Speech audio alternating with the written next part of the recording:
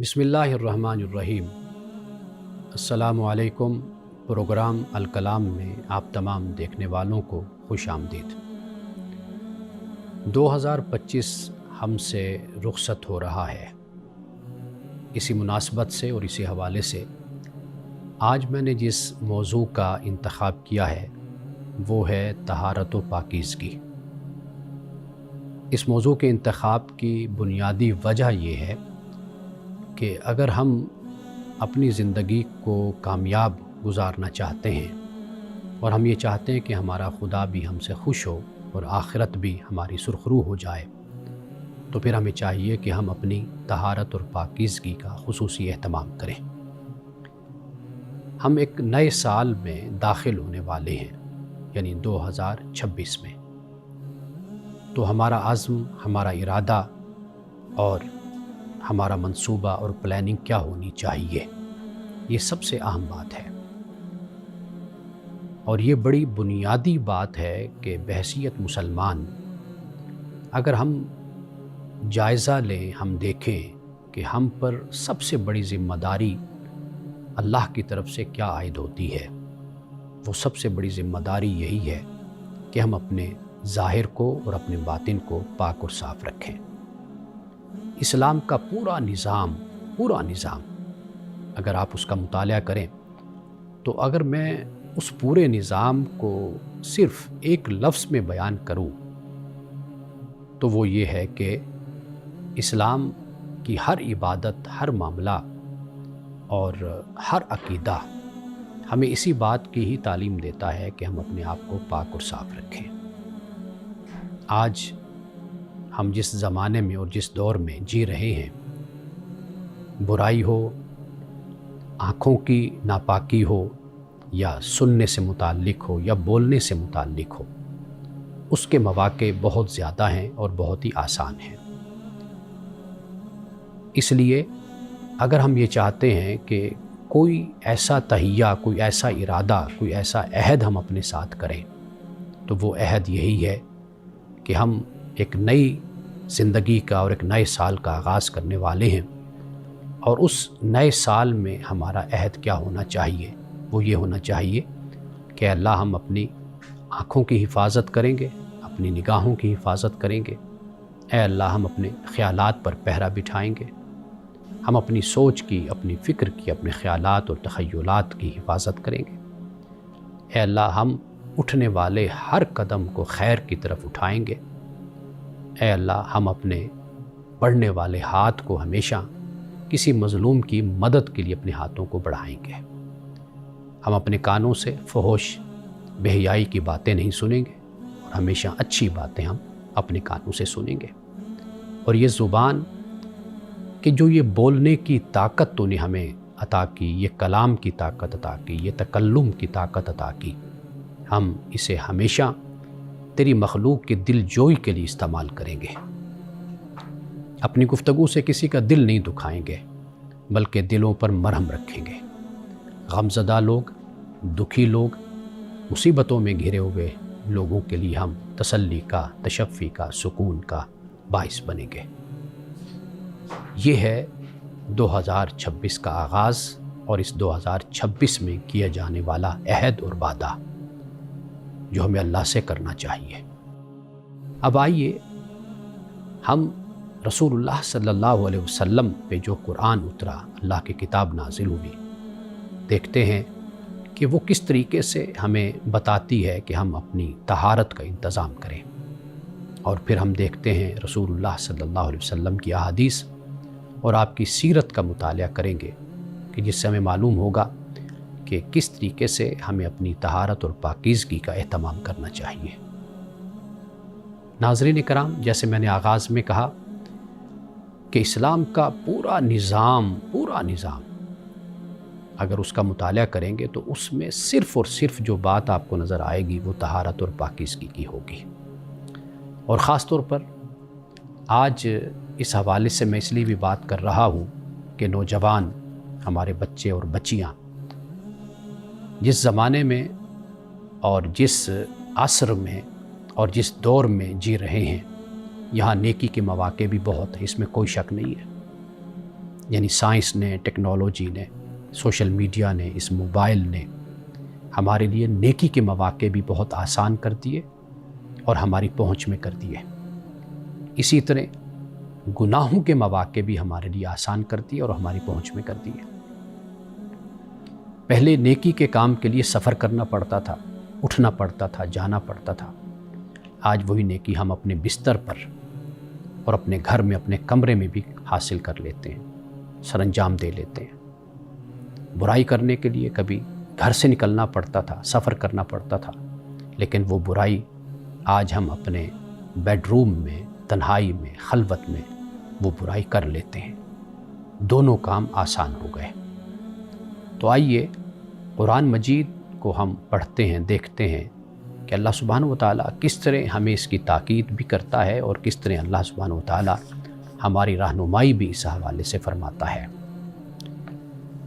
جب ہم یہ بات کرتے ہیں کہ اسلام میں ایک طہارت کا اور ایک پاکیزگی کا نظام ہے، تو یاد رکھیے کہ صرف جسمانی پاکیزگی نہیں، یعنی جسمانی پاکیزگی سے مراد ہمارا ظاہر، ہمارا وجود، ہمارا جسم، یہ جو مادہ ہے، جو میٹیریل ہے، صرف یہ نہیں، بلکہ قرآن مجید نے یہ بتایا کہ دل کی پاکیزگی بھی، اس لیے کہ دل سے گزرنے والے خیال سے بھی خدا واقف ہوتا ہے۔ دل کی پاکیزگی، نیت کی پاکیزگی، اور پھر اس کے ساتھ کردار کی پاکیزگی۔ نیت کی پاکیزگی، انما الاعمال بالنیات، اس لیے کہ آپ جو بھی اچھا کام کرتے ہیں اس میں بنیادی طور پر نیت اہم ہوتی ہے۔ آپ کوئی بھی فعل سر انجام دیتے ہیں اس میں نیت سب سے اہم کردار ادا کرتی ہے۔ نیت کا پاکیزہ ہونا، اچھا ہونا، اسی پر ہی اعمال کا دار و مدار ہوتا ہے۔ اگر کوئی بہت اچھا عمل کرتا ہے لیکن نیت اس کے دکھاوے کی ہے، تصنع کی ہے، بناوٹ کی ہے، خود نمائی کی ہے، تو اس کی وہ نیکی رد کر دی جاتی ہے، خواہ وہ جتنی بڑی بھی نیکی ہو۔ لیکن نیت اگر ارادہ اچھا ہے تو چھوٹی سی نیکی بھی اگر انسان کرے گا تو وہ اللہ کی بارگاہ میں قبول ہوگی۔ تو لہٰذا جب ہم اسلام میں طہارت کو پڑھتے ہیں، نظافت کو پڑھتے ہیں، اسلام میں پاکیزگی کو ہم پڑھتے ہیں، تو صرف جسمانی پاکیزگی نہیں بلکہ دل کی پاکیزگی، نیت کی پاکیزگی، کردار کی پاکیزگی، خیالات کی پاکیزگی، باطن کی پاکیزگی، یہ بھی اسلام اسی طہارت کے تحت اس کو بیان کرتا ہے۔ قرآن مجید کہتا ہے ان اللہ یحب التوابین و یحب المتطہرین، کہ بے شک اللہ تعالیٰ بہت زیادہ توبہ کرنے والوں کو اور بہت زیادہ اپنے آپ کو پاک اور صاف رکھنے والوں کو پسند کرتا ہے۔ بار بار رجوع کرنے والے، بار بار لوٹنے والے، بار بار اللہ کی طرف آنے والے، بار بار اللہ کو یاد کرنے والے، اللہ ان کو پسند کرتا ہے۔ اور جو اپنی طہارت کا، پاکیزگی کا اہتمام کرنے والے ہیں، قرآن کہتا ہے کہ اللہ سبحانہ و تعالیٰ ان کو بھی پسند فرماتا ہے۔ نوجوانوں کے لیے اب اس میں پیغام ہے، وہ یہ ہے کہ اگر وہ یہ چاہتے ہیں کہ وہ اللہ کے محبوب بن جائیں، اللہ ان کو اپنا محبوب بنا لے، تو پھر انہیں چاہیے کہ وہ اپنے آپ کو پاک اور صاف رکھیں۔ کون نہیں چاہتا کہ وہ اللہ کا محبوب بن جائے؟ قرآن کہتا ہے قُلْ إِن كُنتُمْ تُحِبُّونَ اللَّهَ فَاتَّبِعُونِي يُحْبِبْكُمُ اللَّهُ۔ اے نبی صلی اللہ علیہ وسلم، آپ کہہ دیجئے اگر تم اللہ سے محبت کرتے ہو تو میری پیروی کرو، تو اللہ تم سے محبت کر لے گا۔ یعنی اگر تم اللہ کے محبوب بننا چاہتے ہو تو پھر میری پیروی کرو، میری اطاعت کرو۔ میری پیروی، میری اطاعت، یہ تمہیں اللہ کا محبوب بنا دے گی۔ تو لہٰذا یہ سفر کہاں سے شروع ہوتا ہے؟ طہارت اور پاکیزگی سے۔ رسول اللہ صلی اللہ علیہ وسلم کی پیروی، آپ کی اتباع اور آپ کی اطاعت بھی در حقیقت یہی ہے۔ جو متقی ہے، جو مطہر ہے، جو اپنے آپ کو صاف اور ستھرا رکھنے والا ہے، در حقیقت وہی اس قابل ہوتا ہے کہ وہ اللہ کا محبوب بن سکے، اور وہی در حقیقت رسول اللہ کا متبع ہوتا ہے، رسول اللہ کا مطیع ہوتا ہے، رسول اللہ کا فرمانبردار ہوتا ہے۔ تو ناظرین کرام، کچھ باتیں نوجوانوں کے لیے میں بیان کرنا چاہوں گا کہ کس طریقے سے نوجوان اپنی اس پاکیزگی کا اور طہارت کا اہتمام کریں اور نئے سال میں داخل ہوں۔ اس پہ میں بات کرتا ہوں ایک وقفے کے بعد۔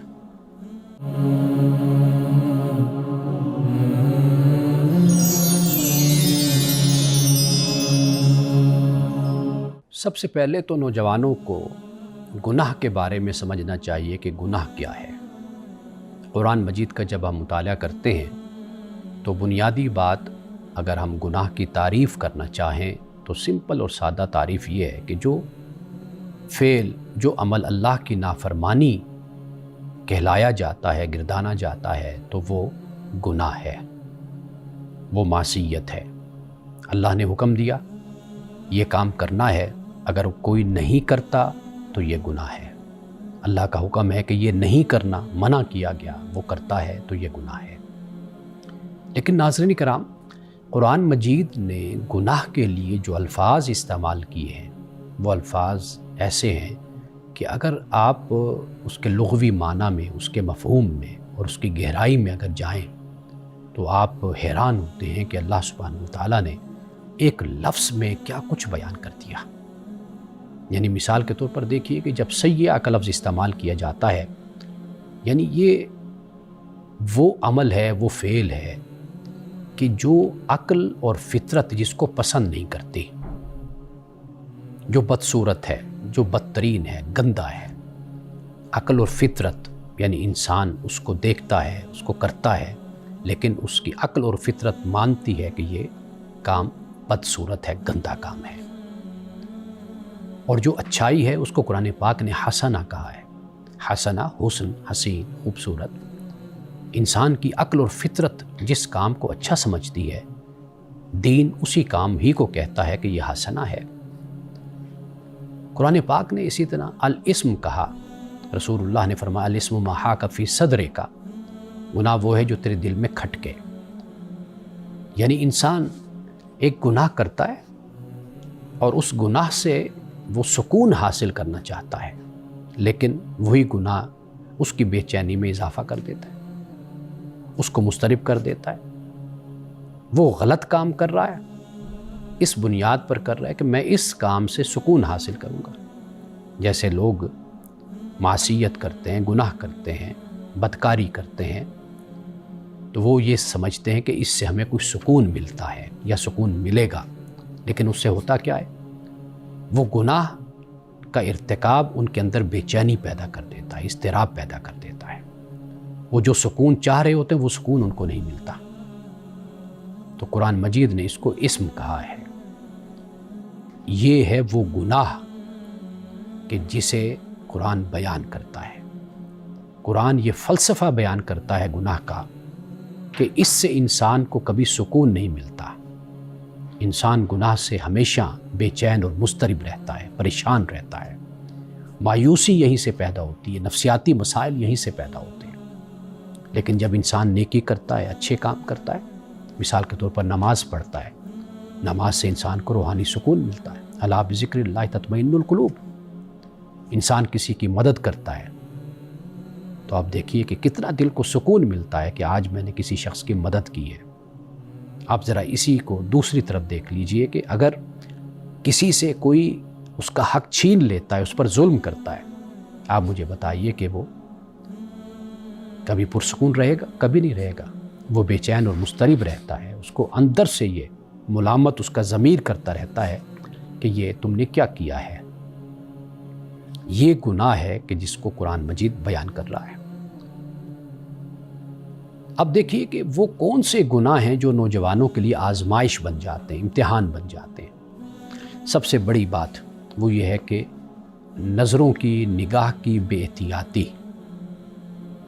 انسان کیا دیکھ رہا ہے، کس طرف دیکھ رہا ہے، کیوں دیکھ رہا ہے، اس کی وجہ کیا ہے، اس کی ضرورت کیا ہے، اس پر توجہ کی ضرورت ہے۔ یعنی آپ اپنی نظروں کو، نگاہوں کو اٹھاتے ہیں اور بے احتیاط طریقے سے۔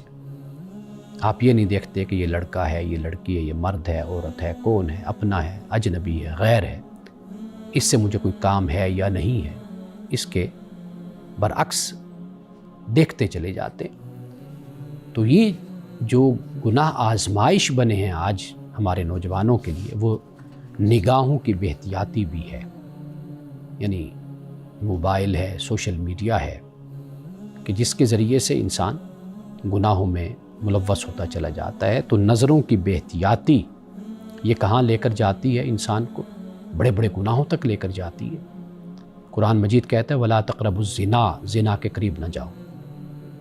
اب زنا کے قریب نہ جاؤ یہ نہیں فرمایا کہ زنا نہ کرو، فرمایا زنا کے قریب بھی نہ جاؤ۔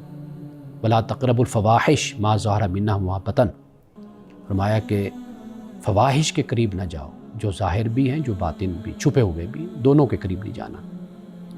وَلَا تَقْرَبُوا مَالَ الْيَتِيمِ، یتیم کے مال کے قریب بھی نہ جاؤ۔ یہ کیوں فرمایا؟ اس لیے کہ وہ اسباب، وہ ذرائع کہ جو آپ کو اس گناہ تک پہنچاتے ہیں، ان سے بھی اپنے آپ کو بچانے کی کوشش کرو۔ وہ کیا ہے؟ وہ نظروں کی بے احتیاطی ہے، وہ آنکھوں کی بے احتیاطی، دیکھنے کی بے احتیاطی ہے کہ ہم دوسروں کو دیکھتے چلے جاتے ہیں اور بے وجہ، بے سبب۔ اس سے کیا ہوتا ہے؟ اس طرح انسان جب یہ طریقہ اور یہ عادت، یہ رویہ اختیار کر لیتا ہے تو پھر انسان اس بڑے گناہ میں بھی ملوث ہو جاتا ہے۔ اس کی مثال یوں دی جاتی ہے کہ جیسے پرانے زمانوں میں بادشاہوں کی چراگاہ ہوا کرتی تھی۔ چرواہا اپنی بکریاں لے کر اگر اس کے قریب کہیں پر اپنی بکریوں کو چرا رہا ہے، وہ بکری کہ جو اس چراگاہ کے کنارے تک پہنچ جاتی ہے، قریب پہنچ جاتی ہے، تو پھر اس کی گنجائش اور امکان بڑھ جاتا ہے کہ وہ بکری بادشاہ کی جو چراگاہ ہے اس میں داخل ہو جائے گی۔ گناہ کا بھی یہی معاملہ ہوتا ہے۔ بڑے گناہ کی جو حدود ہیں یا بڑے گناہ کا جو آغاز کا مقام ہے، اسلام اس کے قریب بھی جانے سے منع کرتا ہے کہ مبادا کہ آپ اس گناہ کا ارتکاب نہ کر بیٹھیں۔ تو لہٰذا بنیادی بات کیا ہے کہ جو آزمائش آج کے دور میں ہمیں نظر آتی ہے وہ یہ ہے کہ ہمارے نوجوان اپنی نگاہوں کی، اپنی نظروں کی حفاظت نہیں کر پاتے۔ اگر اس کی حفاظت کرنا شروع کر دیں تو نوجوان بڑے بڑے گناہوں سے اور بڑے بڑے کاموں سے بچ جائیں گے۔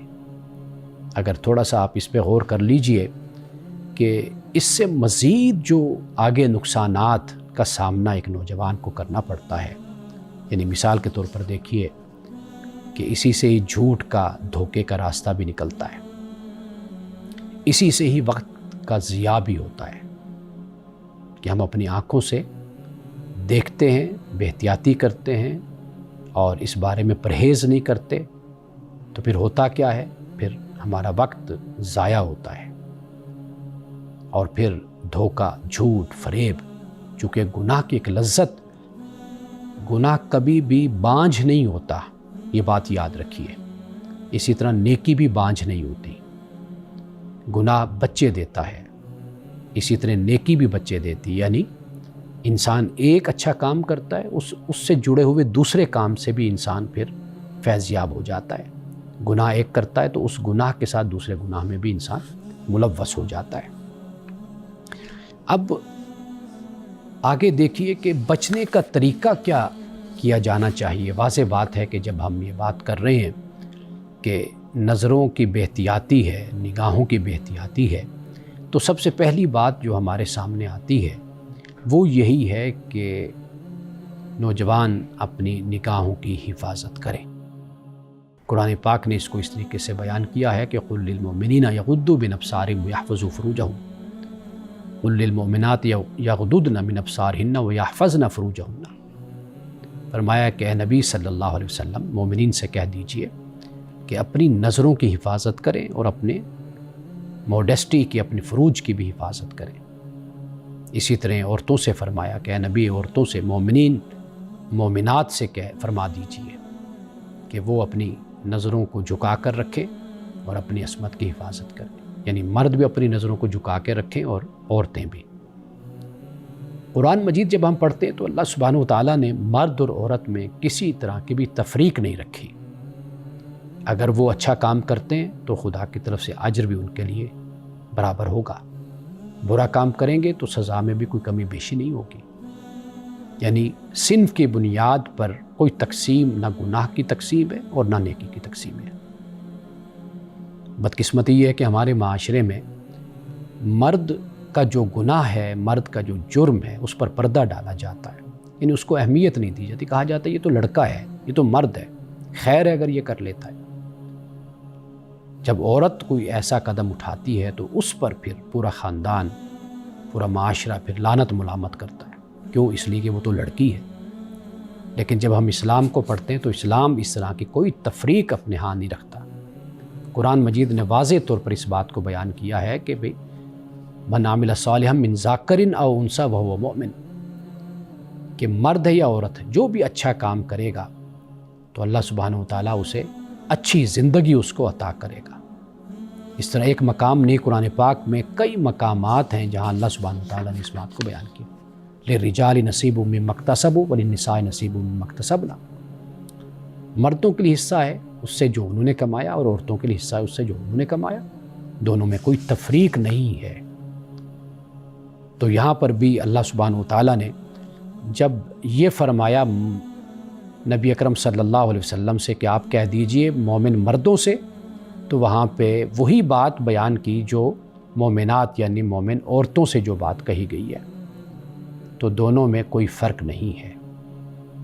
اب اس سے آگے دیکھیے، میں ذاتی طور پہ یہ سمجھتا ہوں جو نوجوانوں کو بہت زیادہ جس سے فائدہ ہو سکتا ہے وہ ہے نماز. اس لیے کہ 5 وقت نماز ہے. جب آپ اللہ کے حضور جھکتے ہیں، آپ وضو کرتے ہیں، تو جسمانی طہارت سے خود بخود ایک تصور طہارت کا پیدا ہوتا ہے، پیوریفیکیشن کا، جس سے باطن، جس سے روح بھی پاک اور صاف ہوتی ہے.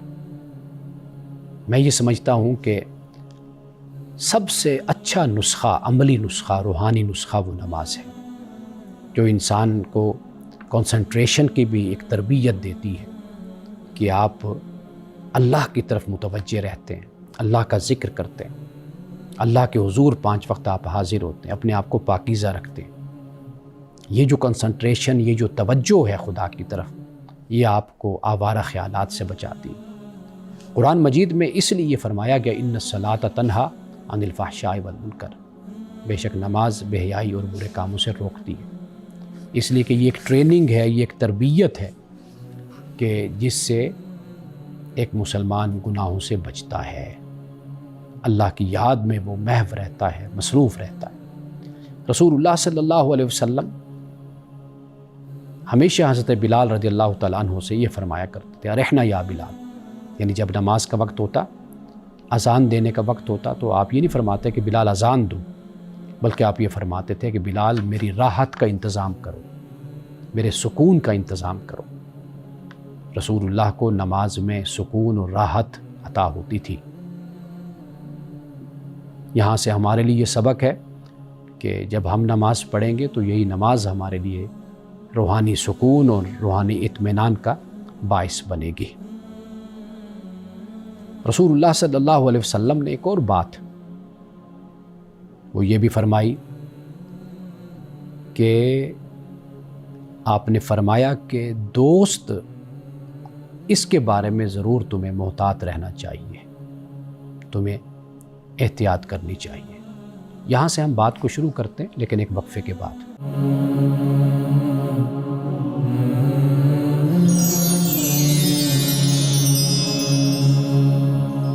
میں یہ عرض کر رہا تھا کہ رسول اللہ نے دوست کے چناؤ اور انتخاب پر بھی بہت تاکید فرمائی ہے. یعنی آپ نے یہ فرمایا کہ اچھا دوست، اچھی مصاحبت، اچھی رفاقت، اچھی مجلس ایسے ہوتی ہے کہ جیسے آپ کسی عطار، خوشبو بیچنے والے کی دکان میں بیٹھ جاتے ہیں جا کر، جب آپ وہاں سے اٹھ کر واپس آتے ہیں تو آپ کے جسم سے خوشبو آ رہی ہوتی ہے. لوگ آپ سے پوچھتے ہیں آج آپ نے کون سا عطر لگایا ہوا ہے، حالانکہ عطر لگایا نہیں ہوتا، آپ صرف عطار کی دکان میں، خوشبو بیچنے والے کی دکان میں جا کر بیٹھے ہوتے ہیں. یہ آپ نے فرمایا. تو دوست ایسے ہونے چاہیے کہ جو آپ میں نیکی کی رغبت اور نیکی کا شوق اور نیکی کا جذبہ پیدا کریں. ایسے دوستوں کو چنیے. نئے سال کا آغاز ہے تو نئے دوست تلاش کیجیے. پرانے دوست اچھے ہیں، اس دوستی کو قائم رکھیے. جو آپ کو نیکی کی طرف لاتے ہیں، تعلیم کی طرف لاتے ہیں، آپ کے وقت کو ضائع نہیں کرتے، آپ کی شخصیت کو پروان چڑھاتے ہیں، آپ کو برائی کی طرف، گناہ کی طرف نہیں لاتے۔ ایسے لوگ خناس ہوتے ہیں جو برائی کی طرف لاتے ہیں۔ قرآن مجید نے یہ لفظ استعمال کیا ہے۔ خناس وہ ہوتے ہیں کہ آپ کو گناہ میں ملوث کر کے جب آپ گناہ کر رہے ہیں اس وقت آپ کو پولیس پکڑ لیتی ہے، پہنچ جاتی ہے، تو وہی دوست آپ کے کہ جو اس گناہ میں آپ کے ساتھ شامل تھے یا آپ کو ملوث کرنے والے تھے، وہ اسی وقت ہی آپ سے برات کا اعلان کر دیتے۔ وہ کہتے ہیں جی ہم تو اسے جانتے نہیں، یہ کون ہے۔ یہ ایسے لوگ خناس ہوتے ہیں۔ تو اے نوجوانوں، ایسے لوگوں سے اپنے آپ کو بچاؤ، ان خناس سے اپنے آپ کو بچاؤ کہ جو ظاہری طور پر آپ سے دوستی آپ کے دولت، آپ کے مال اور آپ کے معاشرتی اور سماجی سٹیٹس کی وجہ سے کرتے ہیں، اور اس کے ذریعے آپ سے مطلب حاصل کرتے ہیں اور پھر آپ کو گناہ کا اور جرائم کا راستہ دکھاتے ہیں۔ تو ایسے دوستوں سے آپ اپنے آپ کو بچانے کی کوشش کیجیے۔ یہاں پر میں ایک حدیث آپ کو سنانا چاہتا ہوں اور پھر آخر میں اپنی ساری گفتگو کو میں خلاصتاً بھی بیان کر دوں گا چند پوائنٹس میں۔ رسول اللہ صلی اللہ علیہ وسلم کے پاس ایک نوجوان آیا اور اس نے زنا کی اجازت مانگی۔ رسول اللہ صلی اللہ علیہ وسلم نے فرمایا، آپ نے اس کو نہ ڈانٹا، نہ آپ نے اس کو ذلیل کیا، آپ نے اس کو بڑے تحمل کے ساتھ آپ نے اس کو یہ سمجھایا کہ اگر یہ تمہاری بہن کے ساتھ یہ عمل ہو یا تمہاری ماں کے ساتھ ہو، اس طرح کر کے آپ نے اس کو مثال دی۔ تو اس نے یہ نہیں کہا کہ بھئی ہاں ان کے ساتھ جو ہوتا رہے، میں نے تو اپنی خواہش پوری کرنی ہے، یہ نہیں۔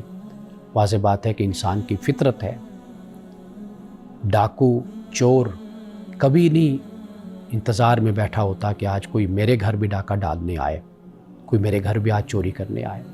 ڈاکہ اور چوری اس کو پسند نہیں ہے، بے شک وہ جتنا بڑا بھی ڈاکو اور چور ہو۔ یہ انسان کی فطرت ہے، یہ انسان کی جبلت ہے۔ ایسے ہی اس نے انکار کیا، پسند نہیں کیا، تو آپ نے فرمایا کہ جب تم یہ عمل کسی کے ساتھ کرو گے تو کیا وہ بھی تو کسی کی بیٹی ہوگی، کسی کی بہن ہوگی، کسی کی ماں ہوگی۔ وہ نوجوان پھر باز آیا اور رسول اللہ نے اس کے لیے دعا کی، ہے اللہ اس کی آنکھوں میں حیا پیدا فرما، اس کی عفت کی عصمت کی حفاظت فرما، اس کو پاکیزہ زندگی عطا فرما۔ صحابہ اکرام بیان کرتے ہیں کہ پھر ہم نے اس نوجوان کو کبھی بھی نظریں اٹھا کر کسی کو دیکھتے ہوئے عورت کو نہیں دیکھا ہم نے کہ وہ کسی کو دیکھے۔ اب آئیے صرف 6 باتیں میں بیان کروں گا، یوں سمجھ لیجئے کہ یہ آج کی گفتگو کا خلاصہ ہوگا۔ پہلی بات یہ کہ اللہ مجھے دیکھ رہا ہے، یہ احساس، یہ یقین اپنے اندر پیدا کیجیے۔ گاڈ کانشیسنیس جس کو کہا جاتا ہے، یعنی خدا آگہی، یہ اپنے اندر پیدا کیجیے، خاص طور پر نوجوان، کہ اللہ مجھے دیکھ رہا ہے۔ آپ خلوت میں ہیں، جلوت میں ہیں، مجلس میں ہیں، تنہائی میں ہیں، یقین کیجیے اور ایمان اللہ کی ذات پہ رکھیے کہ وہ آپ کو دیکھ رہا ہے۔ دوسری بات یہ ہے کہ نماز کبھی نہ چھوڑیے، نماز کی پابندی کیجیے۔ جیسے میں نے بتایا، نماز آپ کی حفاظت کرتی ہے۔ آپ نماز پڑھتے ہیں، 5 وقت خدا کے پاس جاتے ہیں، یہ جو آنا جانا ہوتا ہے یہ انسان کی شخصیت کو تبدیل کرتا ہے، اس کے اپنے اثرات ہوتے ہیں۔ تیسری بات، اپنی نگاہوں کی حفاظت کیجیے۔ قرآن مجید نے بڑی سختی کے ساتھ اس کی تاکید کی ہے۔ چوتھی بات یہ ہے کہ جو آپ کی تنہائی ہے اس تنہائی میں اپنے آپ کو محتاط رکھیے، اور یہ ایمان کا بہت اعلیٰ درجہ ہوتا ہے۔ رسول اللہ صلی اللہ علیہ وسلم نے یہ فرمایا ہے کہ اللہ کو جو بندے پسند ہیں ان میں سے ایک بندہ وہ بھی ہے کہ جو تنہائی میں خدا کی یاد میں روتا ہے۔ کیوں روتا ہے؟ یعنی اسے معلوم ہے کہ تنہائی میں بھی میرا رب مجھے دیکھ رہا ہے۔ بلکہ ایک حدیث کے مطابق رسول اللہ صلی اللہ علیہ وسلم نے فرمایا کہ عرش کا سایہ اس کو عطا کیا جاتا ہے، عرش کا سایہ۔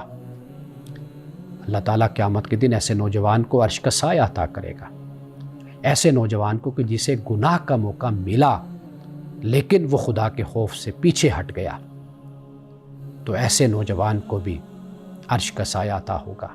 وہ نوجوان جس کا دل مسجد میں یعنی نماز میں لگتا ہے، نماز شوق سے پڑھتا ہے، تو ایسے نوجوان کو بھی اللہ اپنے عرش کا سایہ عطا کرے گا۔ پھر اس سے آگے دیکھیے، دوست سوچ سمجھ کر بنائیے۔ یہ بڑے اثرات ہوتے ہیں دوستوں کے، بہت اثرات ہوتے ہیں، ہم اس کو اہمیت نہیں دیتے۔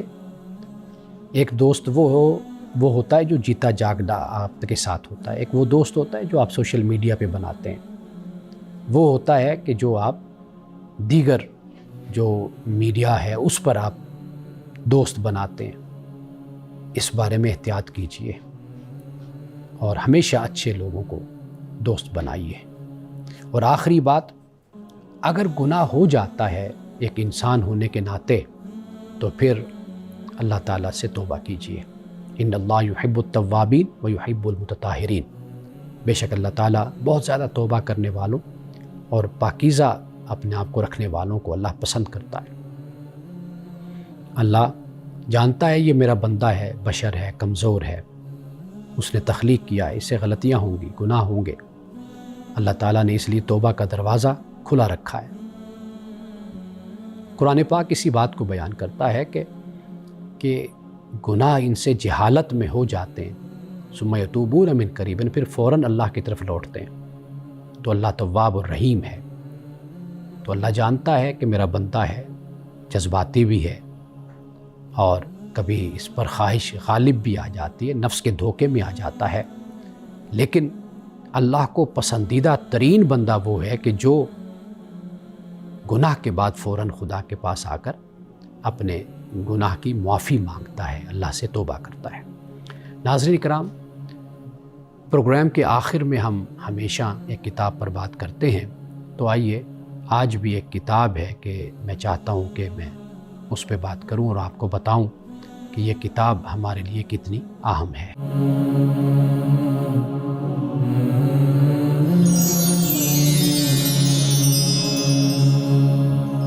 وقفے کے بعد دوبارہ آپ کی خدمت میں حاضر ہیں۔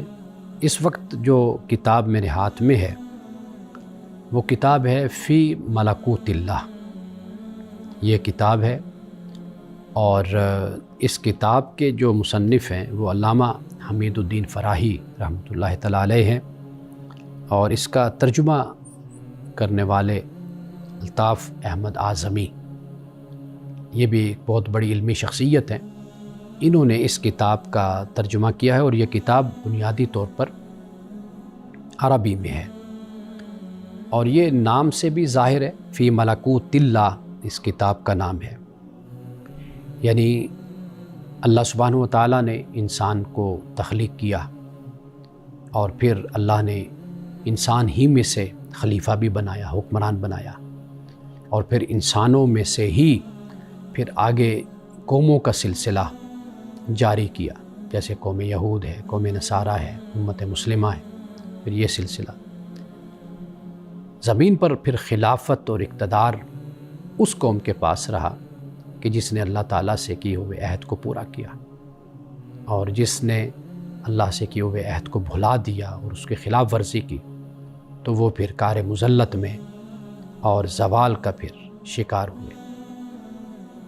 اسی کتاب میں پھر مسئلہ جبر و قدر وہ بھی اس میں بیان ہوتا ہے، اسلامی نظام ریاست یا سیاست کی جو اساسیات ہیں وہ بھی اس کا موضوع ہے، اور قوموں کے عروج و زوال کا جو فلسفہ ہے وہ بھی، مقاصد شرائع شریعت، عقل و فطرت کی اہمیت، اور پھر ملحدین کے جو بنیادی سوالات ان کے جوابات بھی ہیں، خلافت راشدہ اور خلافت و استبداد میں جو جوہری فرق ہے خلافت میں اور استبداد میں، وہ بھی اس کتاب میں بیان کیا گیا ہے۔ تو الغرض دور حاضر کے درجنوں سلگتے ہوئے سوالات، ان کے جوابات اس کتاب میں موجود ہیں۔ اگرچہ یہ بہت ہی مختصر سی کتاب ہے، لیکن یہ بہت ہی کارآمد، اور یوں کہہ لیجئے کہ جیسے سمندر کو کوزے میں بند کر دیا جاتا ہے، تو یہ اس طرح کی کتاب ہے۔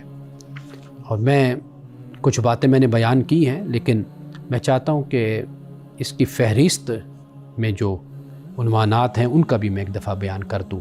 یعنی دیکھیے، دین میں علم ملکوت کا جو مقام ہے اور امور مختلفہ کے فہم میں اس علم کے فوائد کیا ہیں۔ ملکوت اللہ کا اس بات نقلی اور عقلی دلائل سے، ملکوت اللہ کے باب میں باطل نظریے، نفوس انسانی میں معاصی کی موجودگی یعنی گناہوں کی اور اس کی غایت، مصائب و آلام کا وجود اور اس کی غایت، فہم ملکوت تاریخ کی روشنی میں، یعنی ملکوت یعنی اقتدار اور یہ خلافت، اور یہ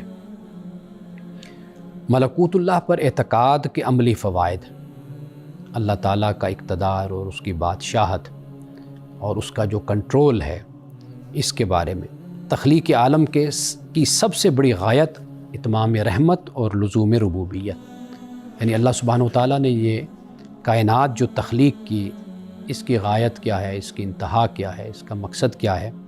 ایک تو اتمام رحمت ہے کہ اللہ اپنی رحمت کو تمام کرے، اور لزوم ربوبیت یعنی یہ کائنات موجود ہے، موجود رہے گی تو یہ اللہ تعالیٰ کی جو صفت ربوبیت ہے یہ اس کے تحت ہے۔ اور پھر تمدن کے ذریعے تربیت نفوس اور لزوم خلافت، بار خلافت یعنی امانت اٹھانے کے لیے امت کا انتخاب، اور اللہ سبحانہ و تعالیٰ نے انسان کو اختیار دیا، انسان کو ارادہ دیا، اللہ نے انسان کو کتاب عطا فرمائی، قرآن سے پہلے قرآن، پھر تورات، پھر انجیل، یہ کتابیں اللہ نے عطا فرمائی۔ تو یہ ایک بار خلافت بھی ہے، سلب خلافت کی وجوہ کہ یہ اقتدار اور خلافت کیوں لے لی جاتی ہے، اس کی کیا وجوہات ہیں، خلیفہ کے اوصاف کیا ہوتے ہیں، یعنی حکمران کے خلافت کی بنیاد معاہدے پر ہے، جیسے میں نے پہلے اس کو بیان کیا۔ اور اسی طرح ایک باب ہے تذکرہ یعنی آزمائش، امتحان، اس پر پھر آخر میں صلاۃ ہے، صبر ہے، جنگ اور ہجرت کا اعلان، اس کو بھی اس کتاب میں بیان کیا گیا ہے۔ تو ناظرین کرام، یہ کتاب اگرچہ مختصر ہے اور پڑھنے میں بھی آپ کے لیے آسان بھی ہے، اور زیادہ بڑی موٹی کتاب نہیں ہے، ضخیم کتاب نہیں ہے، تو آپ اس کو ضرور پڑھیے، دیکھیے۔